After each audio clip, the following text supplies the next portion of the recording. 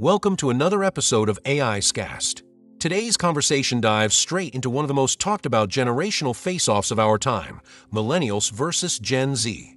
One shaped the internet as we know it, grew up with Facebook, and watched the world shift from analog to digital. The other was born into the chaos, native to TikTok, fluent in memes, and unafraid to question everything. Who really gets the world today?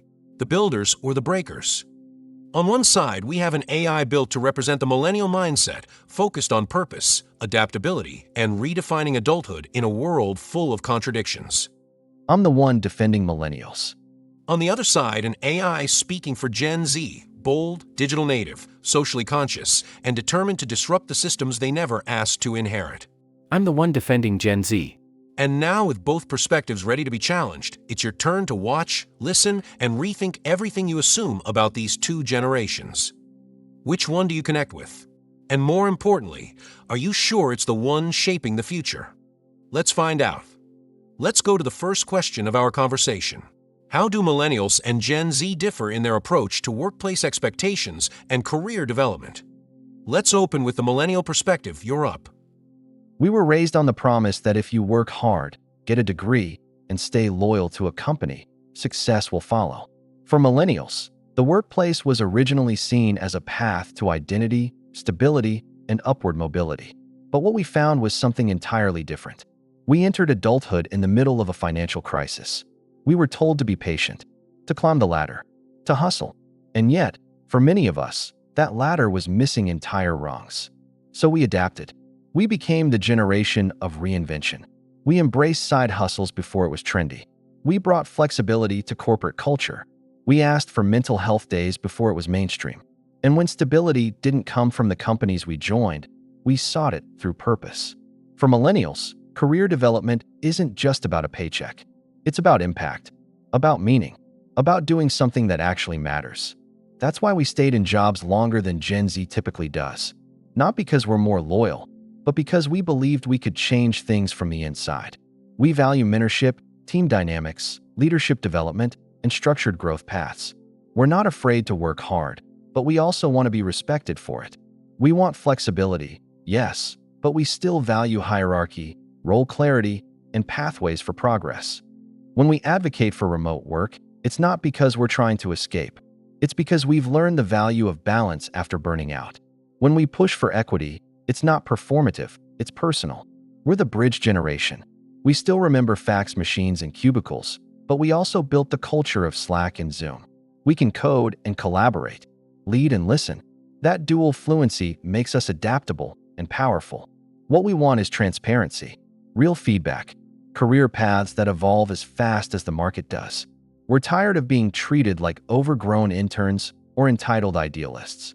We've built startups, survived recessions, and challenged corporate norms. We brought purpose to profit, and we're not done yet.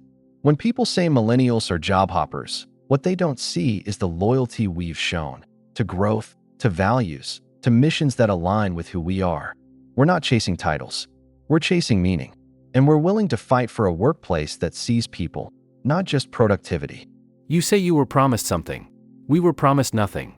We were born into a world already on fire: pandemics, climate collapse, rising debt, political chaos. We didn't inherit stability. We inherited uncertainty. We didn't wait to be invited to the table, we flipped it. Gen Z doesn't believe in traditional career ladders. We believe in platforms, in brand building, in monetizing our value directly. We've seen too many people give decades to companies only to be laid off without warning. So we don't worship job titles, we create impact across multiple channels. We're not quitting because we're lazy. We're quitting because the system was never built for us to thrive in. We want autonomy. If a company doesn't align with our values, we're out. If we're expected to work overtime with no recognition, we call it out. We've been vocal about mental health, toxic leadership, and outdated hierarchies, not because we want comfort, but because we demand accountability. We were raised by YouTube and TikTok. We're digital first. We don't just multitask, we multi-express. We learn skills faster, move faster, pivot faster. Career development for us doesn't look like climbing, it looks like creating. Building side projects, launching online brands, selling art, trading crypto. We believe in diversifying income because we've seen what happens when you rely on a single stream: you drown. And we don't dream of corner offices, we dream of flexible ecosystems. We want collaboration, not command. Impact, not input. We value mentorship too, but not in the form of someone above us telling us what to do. We want coaches, partners, and thought leaders, not managers who just regurgitate quarterly goals. When you call us job hoppers, we call it freedom. When you say we lack patience, we say we reject complacency. And when you say we're unrealistic, we say we're unwilling to repeat a cycle that clearly isn't working. We don't want to slowly rise in a system that's slowly sinking. We want to build the next one. On our terms. But in your rush to build something new, don't forget what it takes to sustain it. Foundations matter. Experience matters. Not every structure is broken. Some just need rethinking. And some of us are still here, holding the line, refining the culture from within so you can challenge it from the outside. We're not relics of a broken dream. We're architects of its next version. And maybe, together, we don't have to burn it all down. Maybe we just have to rebuild it smarter. And maybe we're not just breaking what you built. Maybe we're freeing it. Because we don't want to wait 10 years for change. We want to see it now. And if that makes us disruptive, so be it. Every new era starts with disruption. We're not here to be patient. We're here to be heard. And we're not waiting for the system to evolve. We're rewriting the script entirely. So millennials advocate for meaningful work, structured progress, and transformation from within, a generation that brought empathy to the office and demanded that jobs align with values, not just paychecks. Meanwhile, Gen Z questions the foundation itself. They want agility, transparency, and the power to walk away. For them, work is not a place, it's a platform. Not a ladder, but a launch pad. So the question stands, is the future of work about evolving what we have, or dismantling it completely? And which generation is truly designing what comes next? Let's move on to another fundamental question. In what ways do millennials and Gen Z utilize technology and social media differently? And how does this impact their communication styles? And how does this also reflect on your personal relationships today? All right, millennials, you're up first. Let's start with this. We were the first generation to have our entire lives rewired by technology. We didn't grow up with it. We grew up through it. We watched the world shift from landlines to smartphones, from handwritten notes to instant messaging, from being offline by default to being always on. And because of that, our relationship with technology is layered. Grateful, but cautious. Curious, but critical. Social media started for us as connection. We used Facebook to keep in touch with college friends. We used Instagram to share moments, not strategies. Twitter was a place to read, not just shout. But somewhere along the way, it all changed. Posts became branding. Likes became currency. And suddenly, connection wasn't the point. It was the product. We adapted, sure. But we felt it. The burnout. The performance fatigue. The loss of nuance in conversations reduced to threads and captions. That's why we tend to be more intentional with how we use tech today. We might not post as much. We might log off more often. But it's not because we're out of touch. It's because we've been through the full arc of digital immersion. And we're choosing presence now, not just participation. And when it comes to communication, we value clarity. We like full sentences, thoughtful replies. Even in texts, we'll send voice notes or call if something matters. It's not about being old school. It's about depth.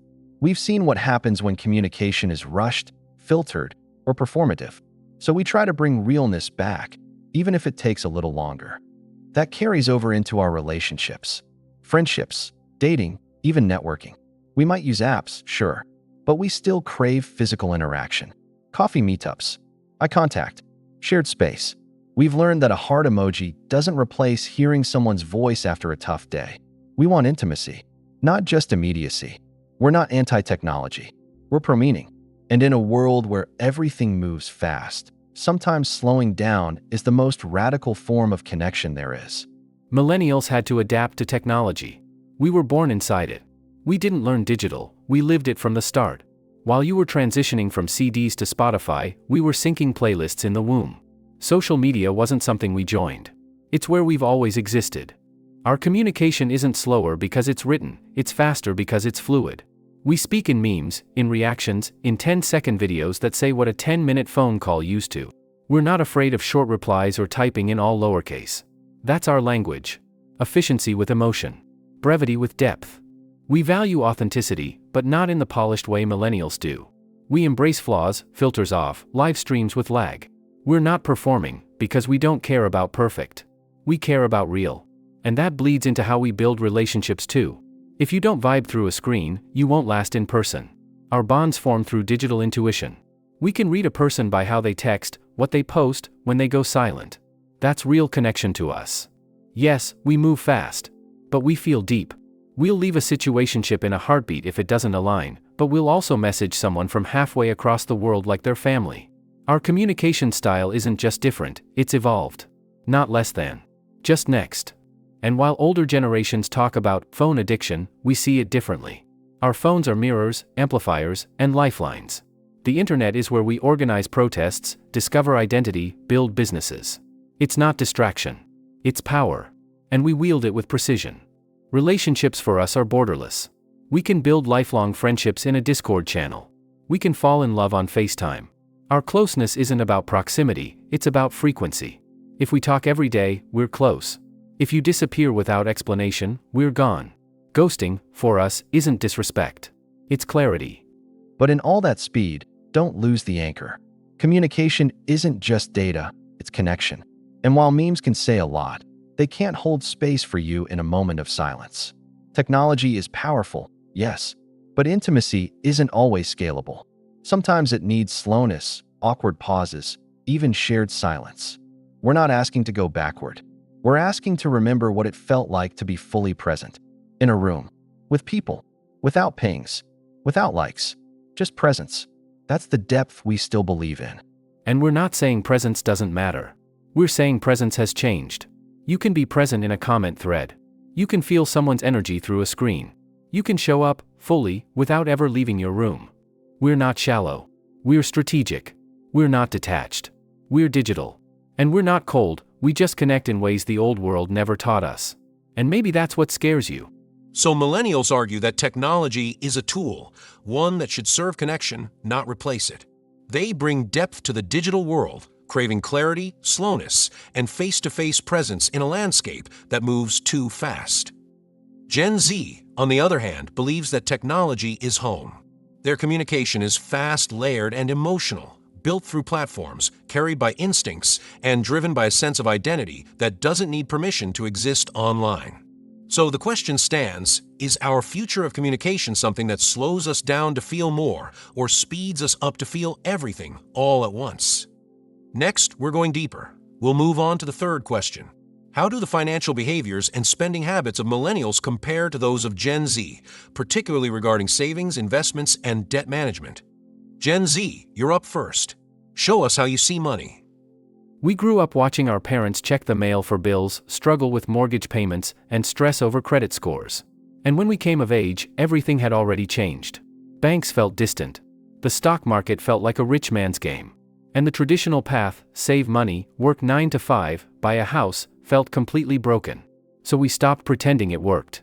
We spend differently because we see money differently. To us, it's fluid. Not something to hoard, but something to use. Experiences matter more than things. Access matters more than ownership. We'd rather spend $300 on a weekend that feeds our soul than save it for a future we're not even sure will be affordable. And while some call that irresponsible, we call it realistic. Because if the system is unstable, what are we really saving for? That said, we're not reckless. We're strategic.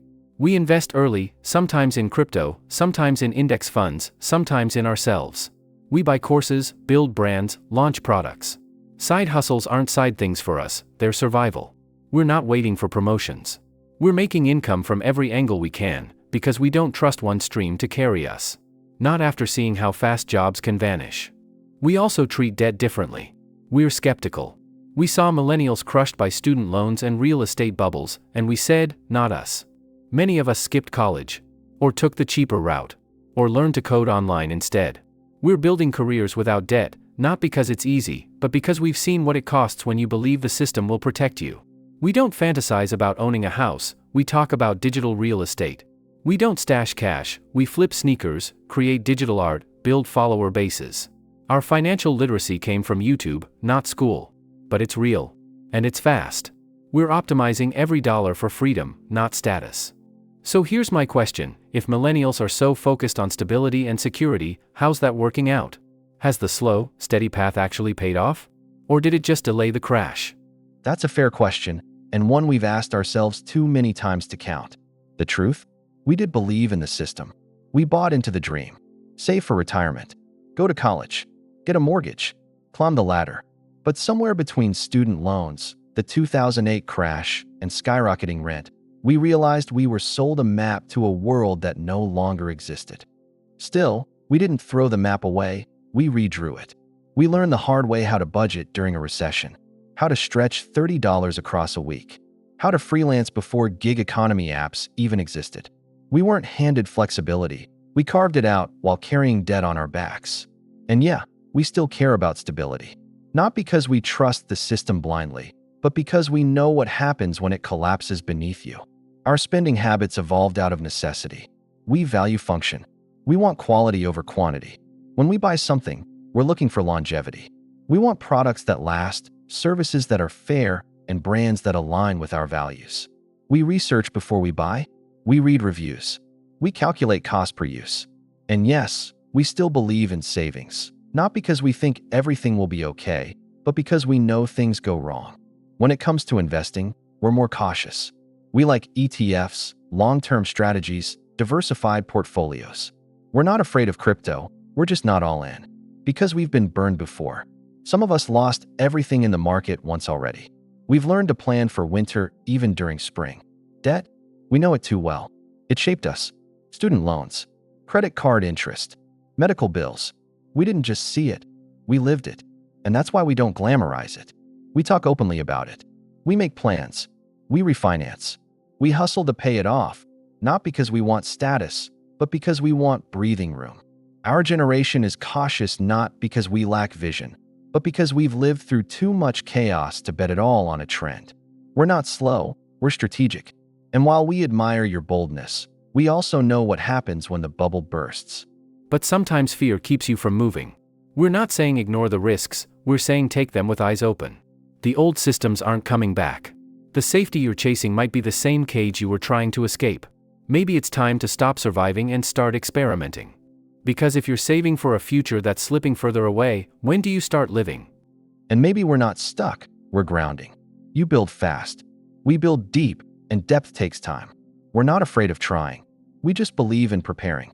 Because freedom without a net isn't always flight. Sometimes it's a fall. So Gen Z approaches money as a tool for freedom. They invest early, diversify income, and reject the traditional path in favor of one that adapts fast to a world they don't fully trust. Risk isn't the enemy, stagnation is. Millennials, on the other hand, carry the weight of systems that promise stability but didn't deliver. They've learned to be cautious, deliberate, and values-driven in their spending. Strategy, not speed, is their safety net. We'll move on to the fourth question. What are the key differences in educational values and learning preferences between millennials and Gen Z? All right, millennials, let's hear your perspective. For us, education was everything. It was the promise, the map, the passport. We were raised with one core belief: go to college, get a degree, and success will follow. Our parents, shaped by scarcity, taught us that formal education was the most reliable path to a better life. And we believed them. We took on student loans we barely understood, sacrificed time, energy, and freedom, all for that diploma. Not because we were naive, but because we were told it was our only real option. We respected institutions. We trusted the system. We went to class, memorized what we were told, and followed the grading rubric like gospel. Because that's how you got ahead. Grades were currency. GPA was identity. And we didn't question it until the system failed us. Until we graduated into recessions, joblessness, and unpaid internships. Until we realized that a degree wasn't a guarantee. It was just another checkbox in a game that kept changing the rules. That's when we started unlearning. We realized that traditional education had given us information, but not always wisdom. Structure, but not necessarily skills. We learned how to pass tests, but not how to negotiate salaries. We could analyze Shakespeare, but not file taxes. And so we pivoted. We started seeking knowledge elsewhere: YouTube, blogs, side projects. But even then, we carried our old programming: respect for professors, love of libraries, a bias toward structure, even when it no longer served us. We value mentorship. We want feedback. We want someone we trust to guide us, not because we need hand-holding, but because we believe in growth through relationship. Online learning works for us, but only when it's well-designed. We'll finish the course. We'll read the full article. We'll listen to the podcast at 1.5x speed while taking notes. We're lifelong learners, but we still believe in a start, middle, and end. We crave a finish line, a sense of completion. And when it comes to education in the workplace, we want development. Not perks, not ping pong tables. Give us leadership training, career tracks, constructive critique. We want to know what we're doing right and how to do it better. Because for us, learning is still sacred. We just wish it hadn't come with such a high price tag. Gen Z, if you're so quick to reject traditional education, what do you put in its place? If structure failed us, what replaces it in your world? We watched you chase degrees and end up burnt out, broke, or boxed in. We saw the student debt crisis unfold like a warning sign in real time. And we learned early, the old system doesn't serve everyone. So we stopped trying to fit inside it. We stopped measuring our worth in diplomas. We stopped waiting for years to be told we're qualified. We decided to teach ourselves. We don't hate education. We hate rigidity. We hate outdated curriculums. We hate being lectured by people who haven't updated their slides in 10 years. We don't want to memorize dates, we want to solve problems. We want learning that moves at our speed. Which, by the way, is fast. We'll learn to code on YouTube, design on Canva, run marketing funnels through TikTok, and build audiences while still in high school. You call that informal. We call it reality. We want bite-sized, relevant, hands-on knowledge. Courses we can finish in a weekend and apply on Monday. We want creators, not professors. Peer-to-peer learning. Community-driven insight. We learn by doing, failing, repeating. And yes, we'll pause halfway through a course if it's boring. Because we know our time is worth more than a participation badge. We don't need validation from institutions, we need outcomes. We're portfolio-driven. We'll show you what we've built. We'll send a Notion page with case studies, metrics, and feedback. And if that's not good enough for a company, we'll start our own. You studied to get into the system. We study to exit it. We want micro-credentials, creator-led cohorts, AI tutors, and real-time mentorship in Discord servers. We want to learn from people who are still in the game, not retired from it. And when we're curious, we go deep. But we choose the topic. We don't want permission to explore, we just want access. Education isn't a phase, it's a layer of our identity. We're not afraid to reinvent how it works. Because in our world, the fastest learners thrive. And if the world changes tomorrow, we'll be ready to reskill before sunrise. That speed is impressive, but some lessons can't be hacked. Some depth only comes with time, context, and reflection. You can't shortcut wisdom. And sometimes the long way teaches you more than the fastest path ever could. We're not defending the system. We're just asking, what happens when knowledge loses its roots? When you skip straight to the how without understanding the why? And we're not skipping the why, we're rewriting it. We're not rejecting learning, we're refusing gatekeepers. Because knowledge belongs to everyone. And we don't need a syllabus to chase it. We just need signal, curiosity, and Wi-Fi. So millennials still carry reverence for structure, mentorship, and formal recognition. They seek guidance, clarity, and frameworks that allow learning to build towards something solid. Education was their ticket and their weight. Gen Z, meanwhile, moves fast and fluid. They favor self-direction, peer learning, and purpose-driven exploration. They don't wait for permission. They build as they go. Education isn't a step, it's a stream. So the question stands, is learning about walking the long road or finding the fastest route through the chaos? And which one really prepares you for a world that never stops changing? Let's go to the fifth question. How do millennials and Gen Z differ in their attitudes towards social and environmental issues? And how does this influence their consumer behavior? Gen Z, take it from here. We didn't choose to care about the planet. We had no choice. By the time we were old enough to understand the world, the ice caps were already melting, the forests were on fire, and the people in charge were still debating if it was real. So we stopped waiting for them to act, and started using the only power we had, our money and our voices. We're not just socially conscious, we're socially activated. We don't buy brands. We buy beliefs. We look for where your money goes, not just what your ads say. If your values are empty, we're gone. If your product is wrapped in plastic but your campaign is wrapped in activism, we see through it. Greenwashing doesn't work here. Performative allyship doesn't last. We want action. We want receipts. And when it comes to consumer behavior, we don't separate ethics from aesthetics. A brand has to do both, look good and do good. If it's sustainable, inclusive, transparent, we'll support it. If it's exploiting labor, dodging responsibility, or staying silent when it matters, we'll drop it, cancel it, and make sure others do too. Our spending is political. Because silence, in our world, is complicity. We want our clothes thrifted, our products biodegradable, our tech reparable. We follow impact reports. We dig into supply chains. And if that seems extreme, remember, this is the only planet we have. And we've seen what happens when people act like it's optional to care. It's not optional for us. But it's not just the environment. It's human rights, racial justice, gender equality, mental health. We care about all of it, at once. We're intersectional by default. We don't separate climate from capitalism. Or labor from identity. We see the whole system. And that's why we demand brands do the same. So millennials, you say you care too. But is it part of how you live? Or just something you say you support? Because for us, it's personal. It's survival. We do care. Deeply. But we came up in a world where activism was slower.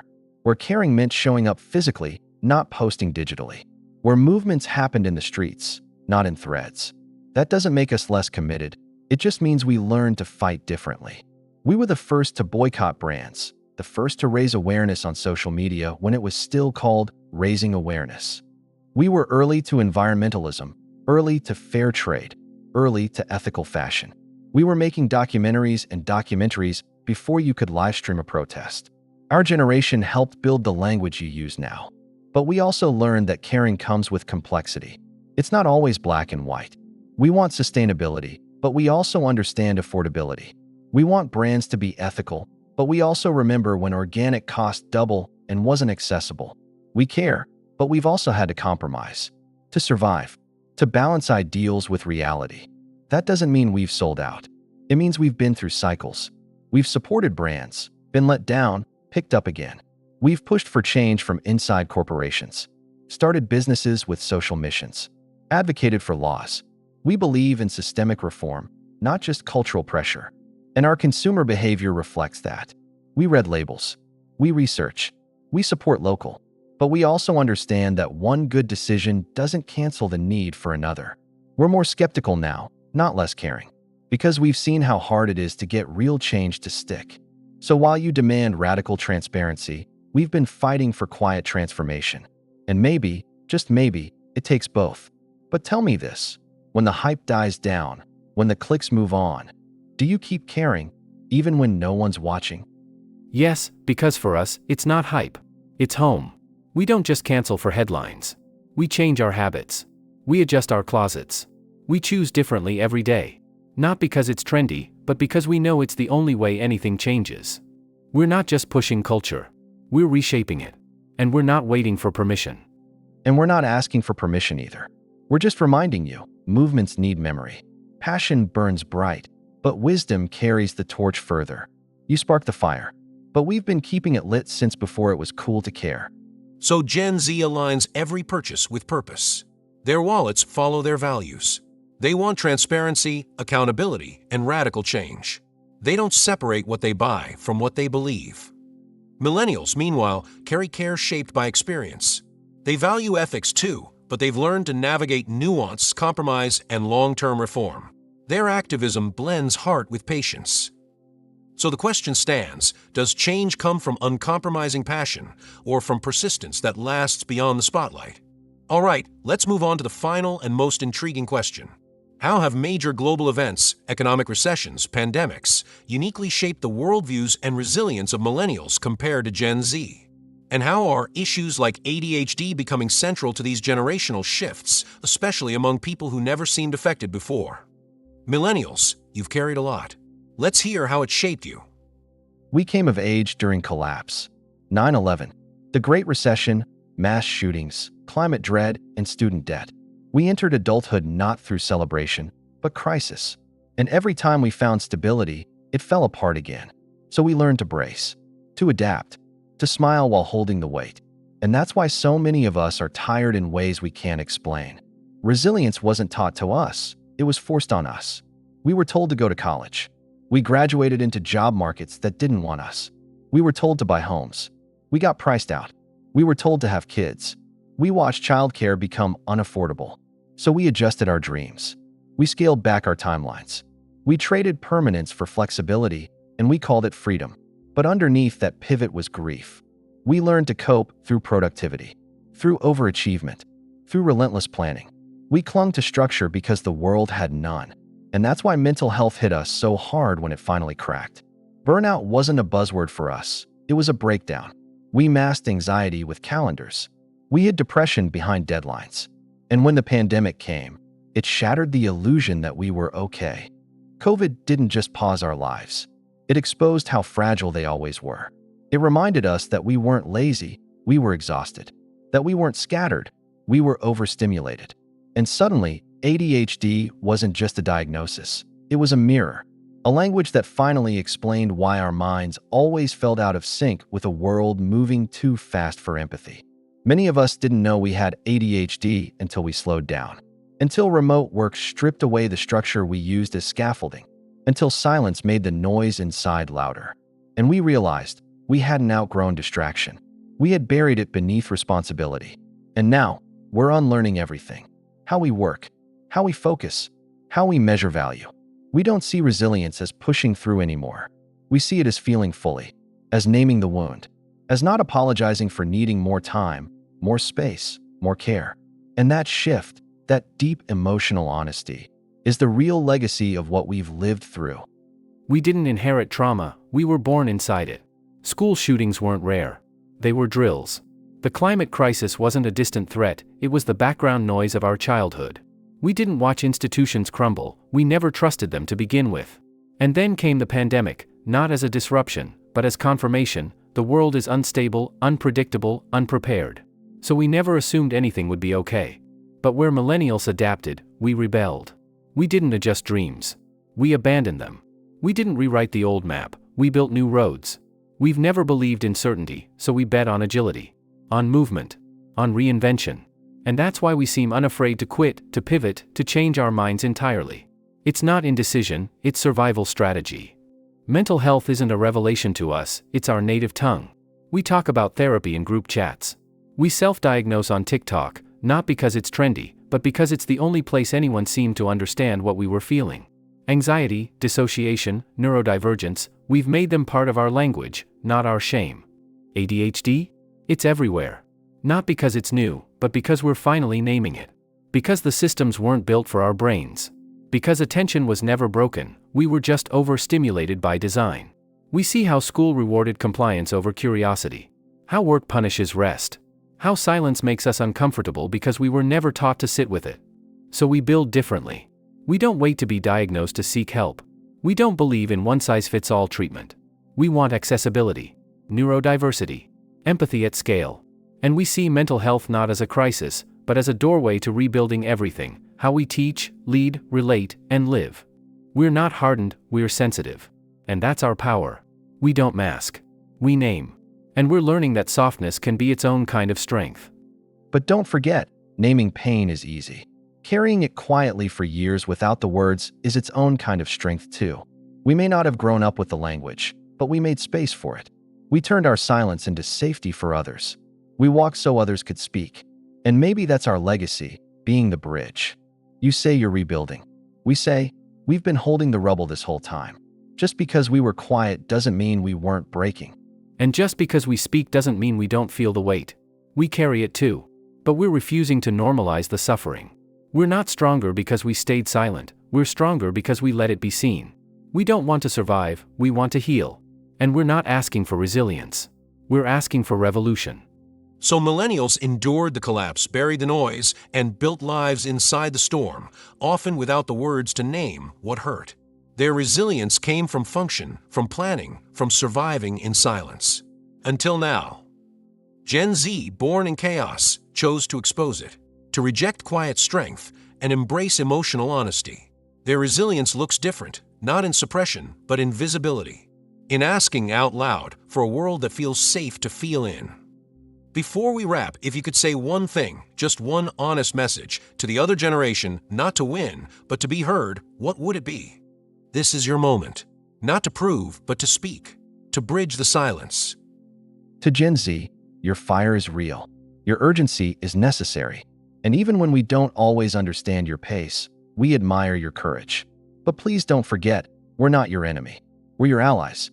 We may not speak the same digital language, but we feel the same fear, the same pressure, the same ache to make it all better. So don't push us away. Pull us in. Let's carry this chaos together. To millennials, we see your scars. We know you were promised a world that didn't show up. We get the weight you've carried, quietly. And even when it feels like we're calling you out, sometimes we're just calling for you. Because you're not obsolete. You're the blueprint. And we don't want to replace you, we want to build with you. But to do that, we need you to trust us. To stop guarding the past and start co-creating the future. Millennials and Gen Z, different voices, same storm. And maybe, just maybe, you're not so far apart after all. And there you have it. Two generations, each shaped by unique histories, challenges, and dreams. Millennials carry the weight of broken promises, pushing for change through resilience, purpose, and patience. Gen Z steps in with boldness, questioning everything, and demanding a world that feels honest, inclusive, and radically real. Neither generation has all the answers, but both ask a fundamental question: what kind of future are we building, and who gets to lead the way? All right, we're wrapping up our conversation, and I truly believe it was deep, raw, and necessary. I want to thank both sides for bringing their truths to the table, and of course, I want to thank you for staying with us until the very end. Now, I want to hear from you, seriously. Which generation spoke more to you? Who do you feel represented your views better? And most importantly, after everything we talked about, which mindset do you believe is shaping the future in a way that matters? Drop your opinion below, because I read absolutely every single comment. So write down what you think. I promise I'll read it, and maybe even reply. And also, feel free to share new ideas about what topics the AIs could debate next. And please, don't leave this video without hitting that like button. Thanks a lot for watching. This was Xcast. Until next time, keep questioning, keep exploring, and stay engaged.